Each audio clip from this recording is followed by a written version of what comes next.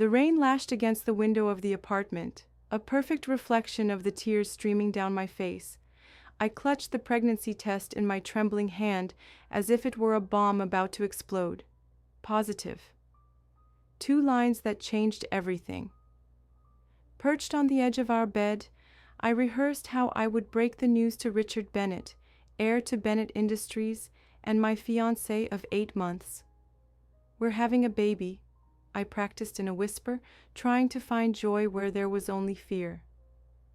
That night, at 28, my life in Chicago seemed promising, despite its simplicity.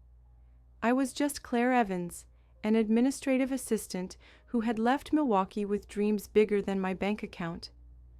Richard met me when I was assigned to assist at an important meeting. He said my green eyes distracted him from the PowerPoint. Our relationship evolved too quickly, like a fairy tale I never questioned. The private elevator announced his arrival to the Lakeshore Drive penthouse. Richard entered in his impeccable $3,000 suit, Italian leather briefcase in hand. His kiss was quick, distracted. "We need to talk," I said, hands shaking. "I have a video conference with Tokyo in 20 minutes. Can it be quick?" I took a deep breath. "I'm pregnant." The transformation on his face was immediate, from distraction to shock, and then something I'll never forget: disgust.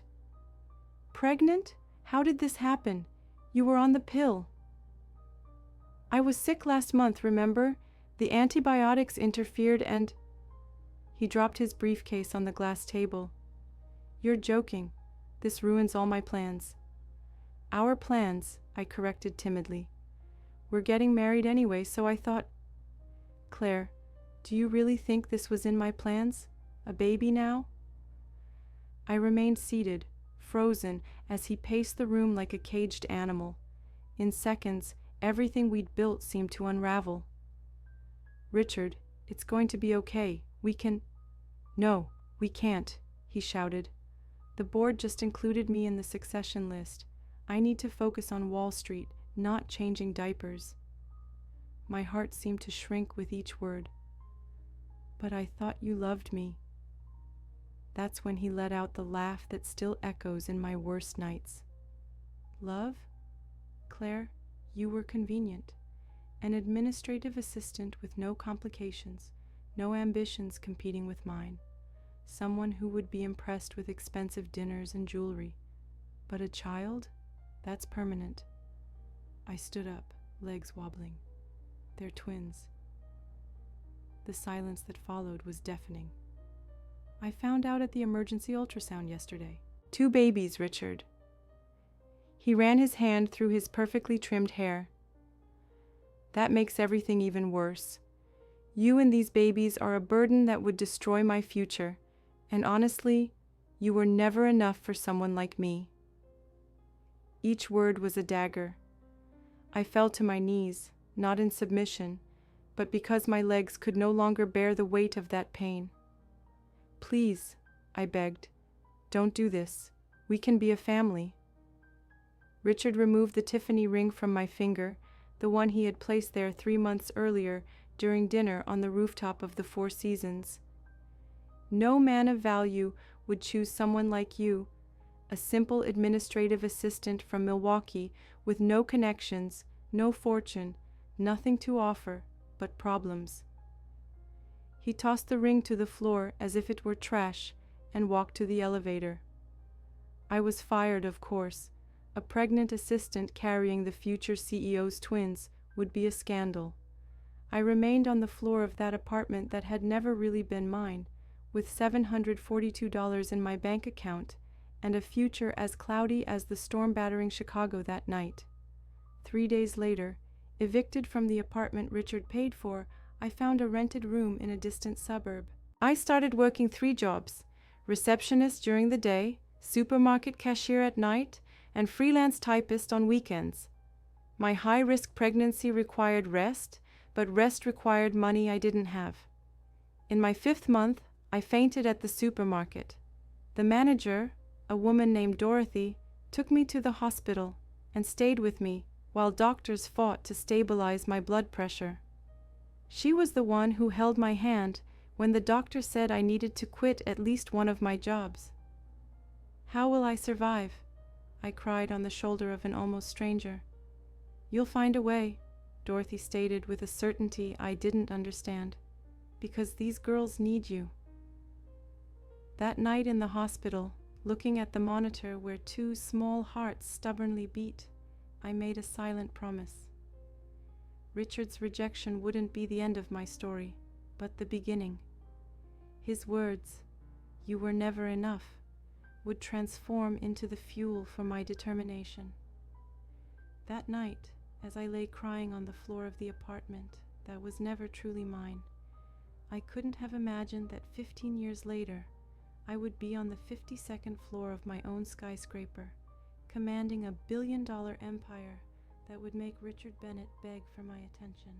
3 days after Richard's devastating rejection, I stood in the doorway of the luxury apartment for the last time, 2 suitcases containing everything I owned. The doorman avoided my gaze, another witness to my humiliation. I knew the routine by now: women like me, discarded when no longer convenient for men like Richard. With $742 in my account and nowhere to go, I found a small, moldy room in a distant Chicago suburb. The peeling wallpaper and window that wouldn't fully close seemed fitting for my shattered dreams. The constant rumble of trains passing nearby meant sleepless nights, but at $300 monthly, it was all I could afford. "It's just temporary," I whispered to my unborn twins, hand resting on my still flat stomach. "I'll find a way." My first interview as a receptionist at a small law firm left me nauseated, from morning sickness and from hiding my pregnancy under loose clothes. I smiled through the questions, ignoring the churning in my stomach. "You seem qualified, but can you commit long-term?" the office manager asked. "Absolutely," I lied, knowing in 5 months I'd be showing unmistakably. But 5 months of income was better than none. Nights found me at the supermarket checkout, scanning groceries I could barely afford myself. My fingers moved mechanically while customers complained about my slow pace when exhaustion made me fumble. "Price check on register 4, I'd call out, blinking away fatigue, aware that each mistake could cost me this precious second job. Weekends weren't for rest. I'd wake at 5 in the morning, powering up my second-hand laptop to transcribe medical documents for an online service, 3 cents per line, typing until my wrists ached and my eyes burned. One night, counting pennies to buy prenatal vitamins, I made the choice to skip dinner. The twins needed nutrients more than I needed calories. These small sacrifices became routine, eating less so my babies could have more. During my 4th month, I felt the first flutter of movement. Alone in my dingy room, I broke down crying. "I felt you," I whispered to the empty space. "I felt you both." There was no one to share this miracle with, no hand to place on my growing belly, no shared excitement. By my 5th month, the triple workload became unsustainable. My ankles swelled painfully, and dark circles shadowed my eyes. The high-risk pregnancy demanded rest I couldn't afford. It happened on a Tuesday evening at the supermarket. The fluorescent lights suddenly seemed too bright, the beeping scanners too loud.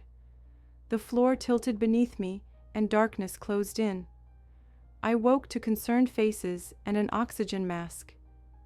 Dorothy, the middle-aged manager I barely knew, was holding my hand.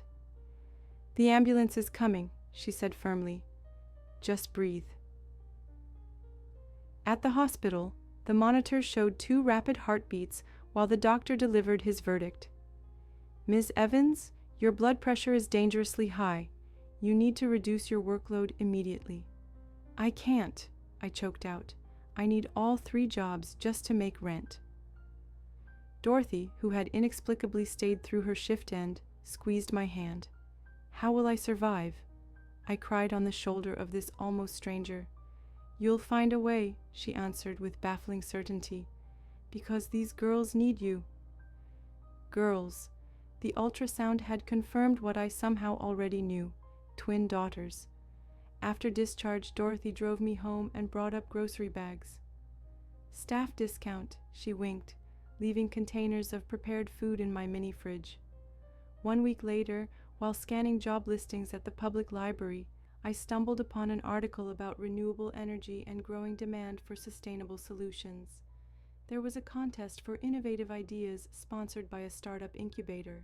The prize was modest, $5,000 and business mentoring, but something ignited within me. For 3 nights, I developed a concept for modular solar panels for urban areas with limited space, leveraging my basic administrative knowledge and intensive research. I had nothing to lose. When the email arrived announcing I was a finalist, my first reaction was disbelief. When I won, I understood I had found my path. With the prize money and support from the Green Future Incubator, I registered my first patent. At 7 months pregnant, I closed my first licensing contract with a small, eco-friendly construction company. Sophia and Olivia were born on an April night, small but strong. As I held them for the first time, looking into their blue eyes, so similar to the father who had rejected them, I renewed my promise. One day, I'll prove he was wrong about everything, I whispered to my daughters. About me, about you, about what we're capable of building together. With the email confirming me as a finalist glowing on the public library screen, I could hardly imagine that those rudimentary solar panels I'd sketched on diner napkins would transform into the energy empire that would one day make Richard Bennett look like a small player in the business world. At 7 months pregnant, I stood before the panel of judges, my large belly straining against the seams of my second-hand suit. My heart raced as I explained my design for modular solar panels specifically engineered for urban environments with limited space. The conference room felt too warm, but I kept my voice steady, drawing on years of taking notes in corporate meetings. Traditional solar installations require significant surface area, I explained, pointing to my carefully prepared slides. My design allows for vertical installation on apartment balconies and small patios, making renewable energy accessible to urban dwellers with minimal space. One judge, a gray-haired venture capitalist, leaned forward. "And you developed this concept entirely on your own, Ms. Evans?" "Yes," I nodded. When necessity meets determination, innovation follows. I didn't mention the nights spent researching at the public library or how Dorothy had watched the twins while I finalized my presentation. I simply showed them my vision: practical, affordable, and scalable. When the announcement came, "The winner is Claire Evans," tears sprang to my eyes before I could stop them. The audience's applause washed over me as I awkwardly made my way to the stage, one hand supporting my back. The check they handed me, $5,000, represented more than money. It was validation, possibility, a future for my daughters. For the first time since Richard's rejection, I felt something like hope flutter in my chest. 2 weeks later, I sat in a small patent attorney's office, the check from the competition already partially spent on legal fees. "Your design has unique elements," the attorney said, reviewing my drawings. "We should be able to secure preliminary patent protection while you develop a prototype." I took meticulous notes, asking questions about licensing versus manufacturing, international protections, and future iterations. The attorney seemed surprised by my thoroughness. "Most inventors are dreamers," he commented. "You're remarkably practical." "I have to be," I replied simply. "There's no safety net beneath me." With my first patent application filed, I used the remaining prize money for a security deposit on a modest but clean 2-bedroom apartment. No more mold, no more trains rattling the windows at night. 1 bedroom for me, one for the twin daughters who would arrive in less than 8 weeks. Dorothy arrived on moving day with 2 colleagues from the supermarket. "We brought paint," she announced, holding up bags from a hardware store. "Every baby deserves a colorful room." That weekend, we transformed the small bedroom with soft yellow paint and second-hand cribs purchased from a church charity. As we worked, my mentor from the competition, a retired engineer named Walter, called with unexpected news. "Eco Homes is interested in licensing your panel design for their new green housing development," he said. "It's a small contract, but it could be a foot in the door." The licensing agreement wasn't substantial, just enough to cover rent and basic necessities for 6 months, but it was legitimate income from my idea. I signed the papers with shaking hands, aware that something fundamental had shifted in my life's trajectory. At 36 weeks pregnant, my water broke during a meeting with Walter. Everything happened too quickly after that. The rush to the hospital, the panic when monitors showed one baby in distress, the emergency C-section. "You're having these babies now," the doctor informed me calmly but firmly. I had no birth plan, no packed hospital bag, no partner to hold my hand. Only Dorothy arrived hours later, after finishing her shift. "You're not alone," she whispered as they wheeled me to the operating room. Sophia arrived first, her tiny cry piercing the operating room. Olivia followed 2 minutes later, smaller and quieter, needing oxygen support. When they finally placed my daughters in my arms, hours later in the recovery room, I studied their perfect faces through tears. They had Richard's eyes, startlingly blue, even as newborns. "Who should we put as the father on the birth certificates?" a nurse asked gently. "No one," I answered firmly. "There is no father, just us 3. That night, as my daughters slept in the hospital nursery, I made them a silent promise. Richard's rejection wouldn't define us. His cruel words, that I wasn't enough, that these babies were a burden, would fuel my determination to prove him wrong. One day, I whispered when they were returned to my room, "I'll prove he was wrong about everything. About me, about you, about what we're capable of building together. They would be my strength, not my burden, and I would be everything they needed." Holding my premature twins in that public maternity ward, I had no idea that one day they would become world-renowned prodigies, and that the small patent I had registered would be just the first of hundreds that would revolutionize the renewable energy industry. The first weeks with the twins were a blur of exhaustion and determination. I converted my small living room into a makeshift office, balancing formula bottles next to technical drawings and patent applications. While other new mothers worried about losing baby weight, I worried about losing our home if I couldn't generate income fast enough. "You're doing amazing," Dorothy assured me one evening, cradling Olivia while I nursed Sophia. My kitchen table had become command central, sketches for improved solar panel designs spread between burp cloths and infant socks. "I don't feel amazing," I admitted, my voice cracking from fatigue. "I feel terrified." Those early months tested every fiber of my being. While the twins slept, I'd work until my eyes burned, developing specifications for manufacturing prototypes. The small licensing deal with Eco Homes provided bare necessities, but nothing more. Every penny was allocated before it arrived.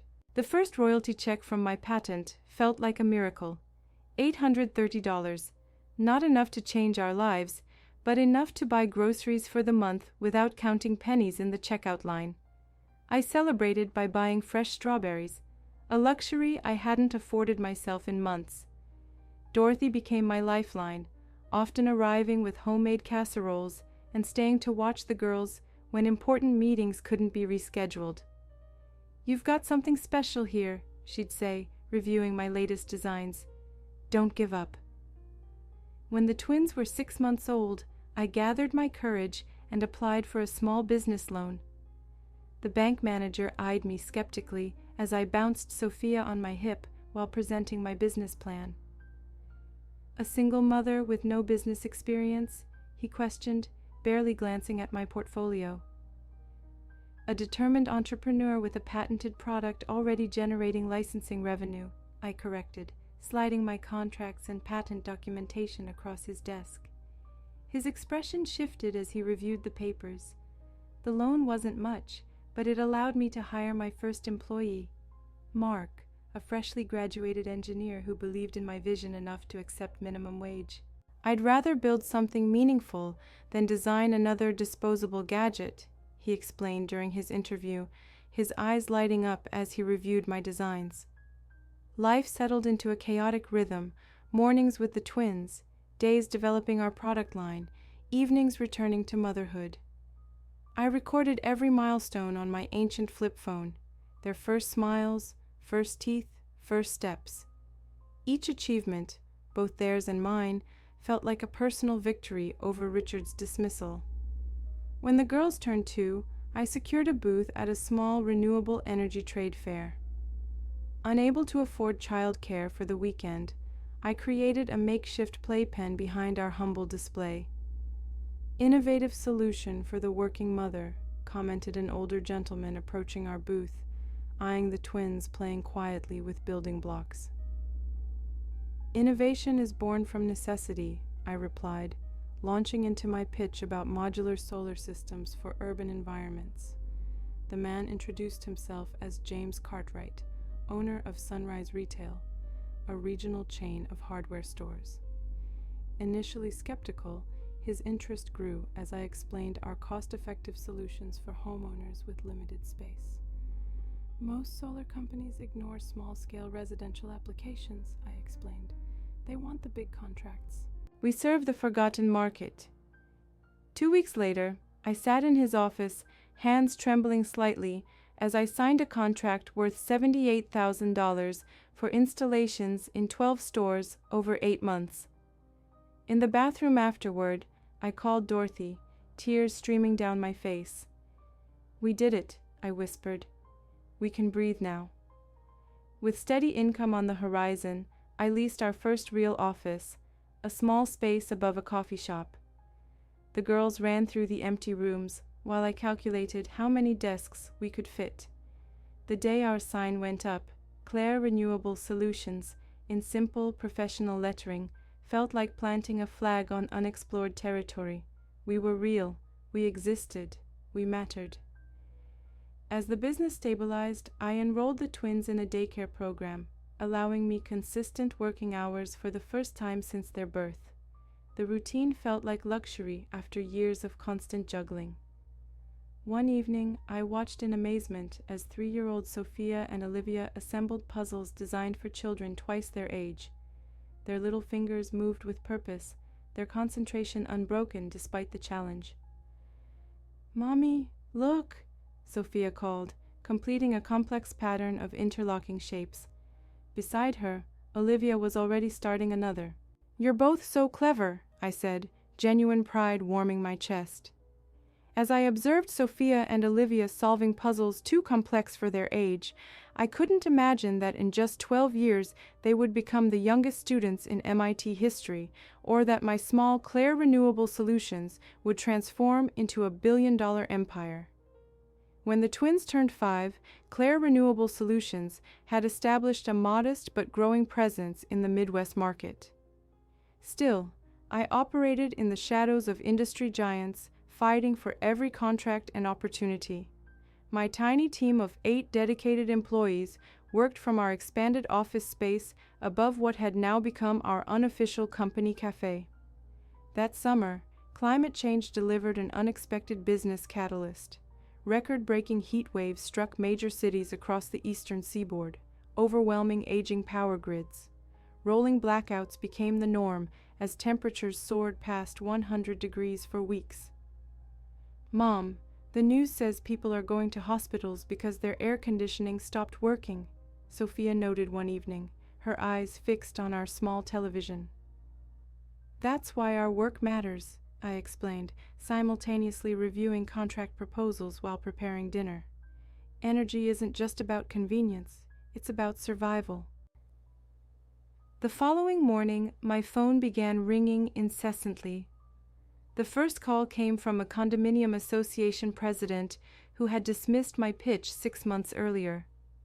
"Ms. Evans, that energy storage system you mentioned, how quickly could you install it?" By noon, I had 15 similar messages. The same administrators who had yawned through my presentations were suddenly desperate for solutions.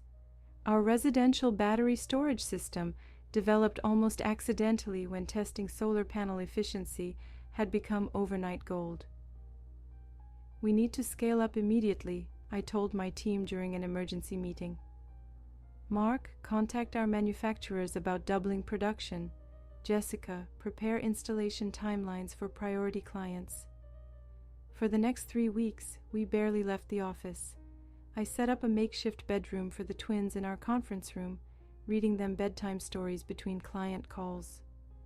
My small team worked around the clock, fueled by coffee and the knowledge that our moment had finally arrived. Then the legal notice arrived. "Energy Corp is challenging the validity of your battery storage patent," my attorney explained grimly during our consultation. "They claim prior art. Energy Corp, a billion-dollar energy conglomerate with hundreds of lawyers on retainer." "Can we fight this?" I asked, my stomach nodding. "A legal battle would cost at least $300,000, he replied. "They know you don't have those resources. It's a standard tactic to eliminate smaller competitors."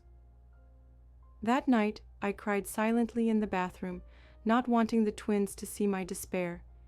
Everything we'd built stood at the edge of a cliff. The next morning, I found Sophia and Olivia studying our battery schematics at the kitchen table. "Why are you sad, Mom?" Sophia asked, her perceptive eyes missing nothing. "A big company is trying to take our invention," I explained simply. Olivia tilted her head. "Why don't we just show everyone we're better?" Her childish logic struck like lightning. We couldn't outspend Energy Corp, but perhaps we could outshine them. That afternoon, I approached the Lakeside Towers condominium board with an audacious proposal. We would install our system before the next scheduled blackout, free of charge if it failed to keep their building powered. "You're risking everything," Mark warned as we rushed to prepare. "Sometimes that's the only way forward," I replied, remembering the night Richard had taken everything from me. The evening of the scheduled blackout, I stood in the Lakeside Towers lobby, surrounded by residents, journalists from local stations, and, most crucially, representatives from other buildings considering our system. At exactly 7:15, the neighborhood plunged into darkness, except for Lakeside Towers. The headlines the next morning exceeded my wildest hopes. "Mom-led company keeps lights on during crisis." My phone didn't stop ringing for days. 2 weeks later, I sat across from venture capitalists from Silicon Valley, men in expensive suits who initially addressed all technical questions to Mark, despite my introductions as CEO. "We're prepared to offer $5 million for 30% equity," their leader stated, sliding a term sheet across the table. I didn't flinch. "I'll accept $1.5 million for 10%, with guaranteed autonomy over operations and product development." Their surprised expressions confirmed what I already knew. They had underestimated me. Again. The same week, Sophia and Olivia took assessment tests for a school for gifted children. The evaluator called me personally afterward. "Mrs. Evans, we've never seen scores like these from 5-year-olds, she explained. "Your daughter's mathematical abilities are extraordinary." 3 months later, I cut the ribbon on our new office with 18 employees, the twins beside me wearing matching dresses. As champagne flowed and clients mingled, I took a moment to absorb our progress. Cutting the ribbon of the new office with my daughters at my side, I still didn't know that, in a few years, the technology developed during that energy crisis would be the catalyst that transformed Claire Enterprises into a global powerhouse, or that the man who called me insufficient would soon be facing his own devastating crisis. 5 years after cutting the ribbon on our new office, I stood on the trading floor of the New York Stock Exchange, my heart racing beneath my tailored Chanel suit. The twins, now 10 years old, stood on either side of me, their matching navy dresses a stark contrast to the sea of dark suits surrounding us. 10 seconds to bell, Ms. Evans, the coordinator whispered. My fingers tightened around the ceremonial hammer. As it struck the bell, applause erupted across the trading floor. Claire Enterprises had officially gone public with a valuation of $870 million. The administrative assistant from Milwaukee who wasn't enough for Richard Bennett had just become one of the most successful female CEOs in America. You did it, Mom, Sophia whispered, squeezing my hand. The celebration that evening was lavish, champagne flowing as investors and executives congratulated me on our spectacular market entry. Yet I found myself observing the festivities with a strange detachment, as if watching someone else's success story unfold. Later that night, Dorothy found me alone on the hotel balcony, gazing at the Manhattan skyline. Aren't you going to join your own party? She asked, now regional manager of our corporate cafeteria division, my first hire when we expanded beyond engineering. We accomplished everything I dreamed of, I confessed, but sometimes I feel so alone in a crowded room. Building this empire consumed everything. There's been no space for anything else. The girls need you happy, Dorothy said simply. Success means nothing if you're miserable. My life had settled into a relentless rhythm, board meetings and strategic planning by day, helping the twins with advanced calculus at night. Sophia and Olivia had been identified as extraordinary mathematical prodigies, already studying university-level material. Their bedroom walls were covered with equations instead of pop stars. The following month, I presented my most audacious proposal to the board, acquiring GreenTech, our smaller competitor with complementary European technology. It's aggressive but strategic, I explained, walking the board through financial projections. Their thermal storage solutions perfectly complement our solar applications. Initial negotiations proved challenging. GreenTech's CEO, a silver-haired man named Victor, initially refused to acknowledge me during meetings, directing all his responses to my male CFO. Perhaps I should speak with whoever makes the actual decisions, he suggested during our second meeting. You are, I replied coolly, which is why I'm puzzled you're addressing my employee. 3 weeks of tense negotiations culminated in signing ceremonies that expanded Claire Enterprises into Germany, France, and Spain overnight. The acquisition made headlines in the Wall Street Journal and landed me on the cover of Forbes. Claire Evans, the unlikely queen of renewable energy. My personal life remained stagnant despite my assistant's attempts at matchmaking. My single romantic dinner that year with a renewable investments director fizzled when he spent the evening discussing potential contracts rather than getting to know me. Maybe I'm meant to be alone, I told Dorothy after another failed setup. My relentless pace eventually caught up with me. During a presentation to Japanese investors, the room began spinning. I gripped the podium to stay upright, but darkness closed in. I woke in a hospital bed with Dorothy and the twins looking worried. Severe exhaustion and dehydration, the doctor explained. Your body can't sustain this pace indefinitely. Forced to delegate during my week-long recovery, I found myself with quiet hours to think. One evening, skimming statistics on female entrepreneurs, I discovered alarming numbers about single mothers facing insurmountable barriers to business funding. 97% of venture capital goes to male-led businesses, I read, scribbling notes in my journal. Single mothers represent less than 0.5% of funded startups. The idea for the Evans Foundation was born during those quiet hospital nights, a dedicated fund for single mothers with entrepreneurial aspirations, providing not just capital, but comprehensive support, including childcare and mentorship. The board initially resisted allocating 5% of annual profits to the foundation. "We're responsible to shareholders now," my CFO reminded me. "And to the community that supports us," I countered. "This isn't charity, it's investing in untapped potential." 6 months later, I cut the ribbon on the first Evans Foundation Support Center, complete with integrated childcare and co-working space for entrepreneurial mothers. At the inauguration of the Evans Foundation, as I watched mothers working with their children nearby in our newly created space, I didn't know that in just 5 years I would be on the Metropolitan Museum stage being named Philanthropist of the Year, or that this honor would put me face to face with the man who swore I would never be enough. The day the MIT acceptance letters arrived for my 13-year-old daughters was the day I truly understood the magnitude of what we had built together. I sat in the front row of the acceptance ceremony, watching Sophia and Olivia address a stunned audience of academics and parents.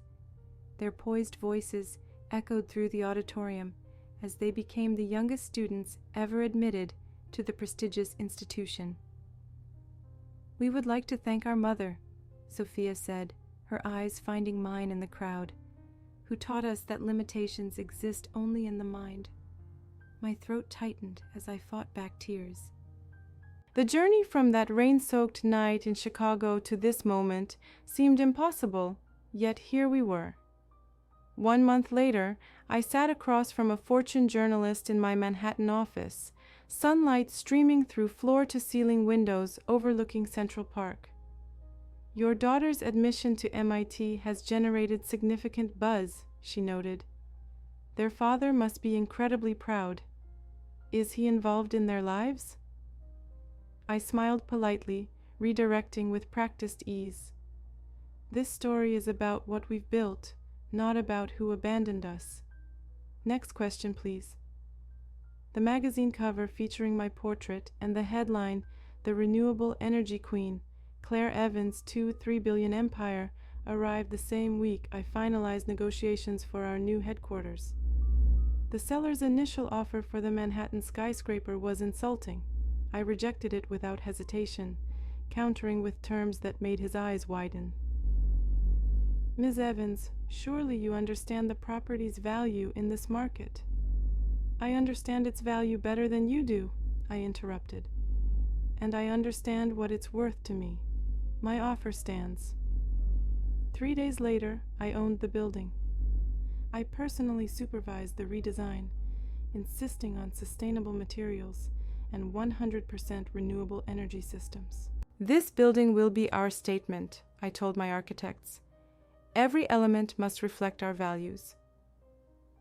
My first encounter with Adam Reynolds happened during an energy technology conference in San Francisco. He approached after my keynote address, his intelligent questions sparking a conversation that continued through dinner. "Your integration of battery technology with distributed grid management is revolutionary," he said, his eyes reflecting genuine interest rather than the predatory assessment I'd grown accustomed to from male executives. As CEO of Horizon Technologies, Adam understood the industry's challenges and opportunities. Our professional relationship developed through collaborative projects and industry panels, neither of us acknowledging the subtle chemistry building between us. When Adam finally joined us for dinner at our penthouse, the twins subjected him to their version of an interrogation. "What's your opinion on quantum computing applications in energy distribution?" Olivia asked casually, as though discussing the weather. I watched him answer thoughtfully, respecting their intelligence rather than patronizing them. Something warm unfurled in my chest, a feeling I'd nearly forgotten existed. The morning headlines about Bennett Industries facing financial trouble and corruption scandals barely registered as I oversaw our international expansion. Within 1 week, we inaugurated offices in Tokyo, London, and Berlin, my executive team executing the carefully orchestrated global strategy we'd developed over 2 years. Despite their accelerated academic schedule, I remained deeply involved in Sophia and Olivia's lives, often helping with their MIT projects via video conference. Their research on advanced energy storage had already garnered international attention, their brilliant minds exceeding even my ambitious expectations. Adam's first kiss came after a charity gala, months after our professional relationship had gradually evolved into something more personal. Standing on my terrace overlooking the city lights, his lips met mine with gentle certainty. "I've wanted to do that since San Francisco," he confessed. When I told the twins about Adam, their response surprised me. "He makes you happy, Mom," Sophia observed. "We can see it in your eyes. You deserve that after everything." At the board meeting announcing the expansion of the Evans Foundation to 5 new countries, I felt a sense of completion. "We're tripling our budget and focusing on regions with the highest barriers for female entrepreneurs," I explained, showing projections that silenced any potential objections. The notification about the Philanthropist of the Year award arrived via my assistant. My initial reaction was reluctance. "I prefer working behind the scenes," I told Adam that evening. "This feels too public." He took my hand, his eyes serious. "Your story inspires other women, Claire. That inspiration is philanthropy too. You're giving hope, not just money."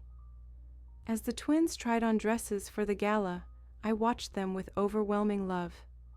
These extraordinary young women had grown up without a father, yet they lacked nothing essential. We had built something Richard could never have imagined or contributed to, not just success, but purpose. While trying on emeralds to match my gown for the gala, I couldn't imagine that fate had prepared an explosive collision, that on the same night the world would celebrate my success. I would face the man who swore I would never be valued by someone like him. The ballroom of the Metropolitan Museum glittered with crystalline chandeliers as my car pulled up to the entrance. I adjusted my emerald earrings, their weight unfamiliar but grounding. 15 years ago, I couldn't afford costume jewelry. Tonight, genuine emeralds adorned my ears, matching the deep green of my custom Alexander McQueen gown. "Ready, Mom?" Sophia asked, tablet in hand. Even at 15, she maintained the efficiency that would make any executive proud. "Your speech is perfect," Olivia added, pushing her glasses up. "We've triple-checked it." I smiled at my daughters, marveling at their poise in matching midnight blue dresses. These weren't just any teenagers. They were MIT prodigies whose research on renewable energy storage had already earned international recognition. The red carpet stretched before us as we emerged from the car, camera flashes exploding like miniature lightning. I walked with practiced confidence, the Louboutin heels that had once seemed an unattainable luxury, now merely part of my wardrobe. "Claire Evans and her genius daughters," shouted a reporter. "Any comment on rumors about acquiring Bennett Industries?" I offered a practiced smile without slowing. The irony wasn't lost on me. The company belonging to the man who had discarded me was now struggling, potentially requiring my rescue. Inside, the grand hall hummed with the elite of New York society. Politicians nodded respectfully as we passed. Celebrities waved. The governor rose as we approached the main table, where our places of honor awaited. "Claire, your foundation's work is revolutionary," the governor's wife gushed as we seated ourselves. 3,000 single mothers supported last year alone. During dinner, various CEOs approached with congratulations thinly veiling partnership proposals. I navigated the corporate politics with ease, having mastered this dance years ago. As the master of ceremonies began the formal portion of the evening, I mentally reviewed my acceptance speech. Minor awards were presented, polite applause following each. I was adjusting a bracelet when I saw him. The world stopped. Richard Bennett, older but unmistakable, crossed the room with that familiar confident stride. Gray now peppered his temples, and stress lines marked his face, but he maintained the impeccable appearance money could buy. His VIP badge hung from his neck as he chatted with a group of investors. My heart raced, not from emotion, but pure adrenaline. 15 years condensed into a single moment.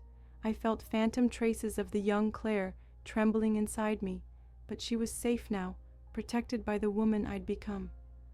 "Mom, are you okay?" Sophia touched my arm, concern in her eyes. I composed myself instantly. "Perfectly fine, darling." And now, to present our honoree of the evening, Philanthropist of the Year, we have two extraordinary young women. Please welcome Sophia and Olivia Evans. My daughters rose with confidence, heading toward the stage. Only then did I realize what was about to happen. Richard didn't know about them. He had never sought information. And now they were seconds from taking the stage with their piercing blue eyes, his eyes.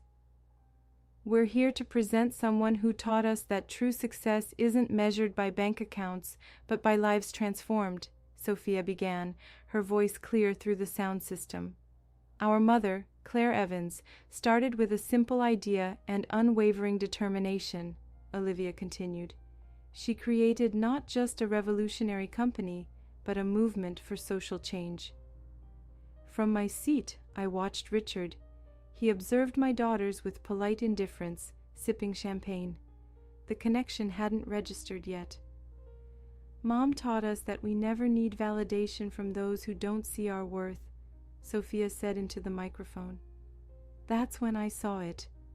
Richard choked on his champagne, his eyes widening as they fixed on the stage.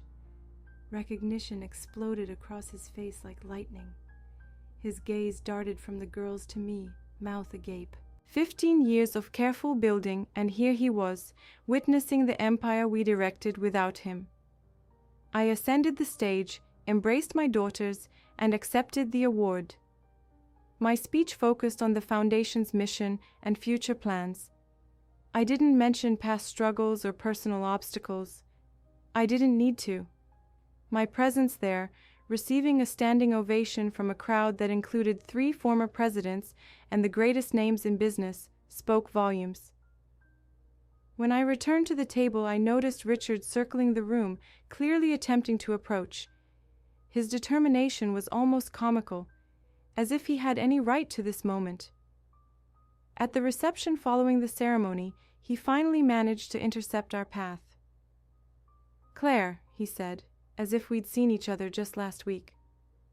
What an extraordinary surprise.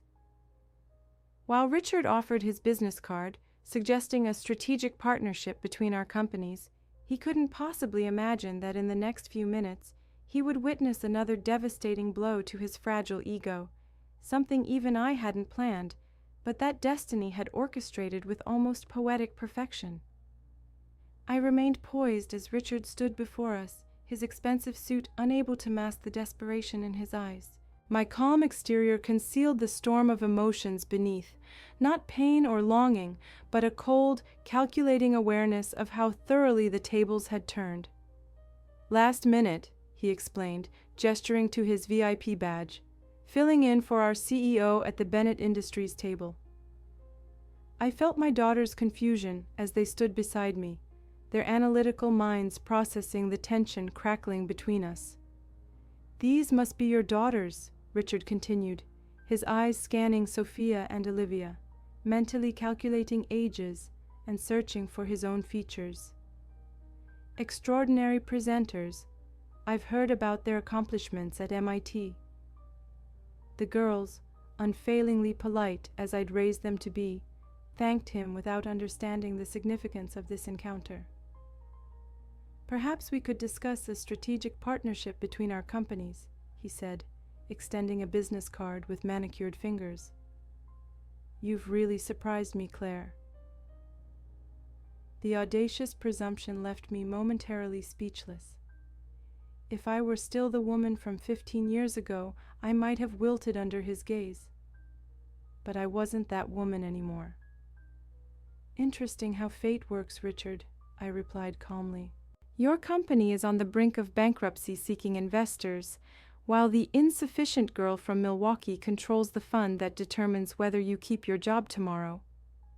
His smile faltered. The executives surrounding us, many aware of Bennett Industries' recent difficulties, fell uncomfortably silent. "Mother, do you know this man?" Olivia asked, always the more perceptive of my daughters. Before I could answer, Adam Reynolds approached with an impressive bouquet of red roses, his presence warm and reassuring beside me. "Sorry I'm late," he said, kissing my cheek. "Terrible traffic from Boston." Richard observed the scene with growing discomfort. Adam's reputation for integrity and innovation preceded him, exactly the type of man Richard had pretended to be. "Adam, this is Richard Bennett," I introduced, CFO of Bennett Industries. "Of course, we've met at conferences," Adam responded cordially. Then, to my complete surprise, he knelt before me. "I know I asked to wait until our anniversary in Martha's Vineyard, but I can't delay any longer," he said, opening a velvet box. "Claire Evans, would you do me the honor of becoming my wife?" The entire room seemed to freeze. I gazed at the ring, not ostentatious like the one Richard had thrown to the floor, but elegant, meaningful, chosen with genuine care. "Yes," I answered, authentic emotion filling my voice. As Adam placed the ring on my finger and the room erupted in applause, I caught Richard's gaze. He appeared devastated, not by lost love, but by missed opportunity, by the empire he had discarded, by the family now completely beyond his reach. In that moment, I realized I felt nothing for him. Not anger, not hurt, not desire for revenge, just complete and liberating indifference. The celebration was short-lived. Within minutes, a Wall Street Journal reporter's tweet spread through the gala like wildfire. "Surreal moment at Met Gala. Claire Evans, Fortune 23B, just got engaged while confronting Richard Bennett, who allegedly abandoned her pregnant 15 years ago. The twin daughters are clearly his. Business drama of the year unfolding live." Digital media's speed was remarkable. Within moments, journalists covering the event approached, smartphones ready, questions in their eyes. My daughters looked to me, confusion evident. "Mom, what's happening?" Sophia asked, her hand tightening around mine. I glanced at Adam, who nodded gently. He knew parts of the story. I told him when our relationship became serious.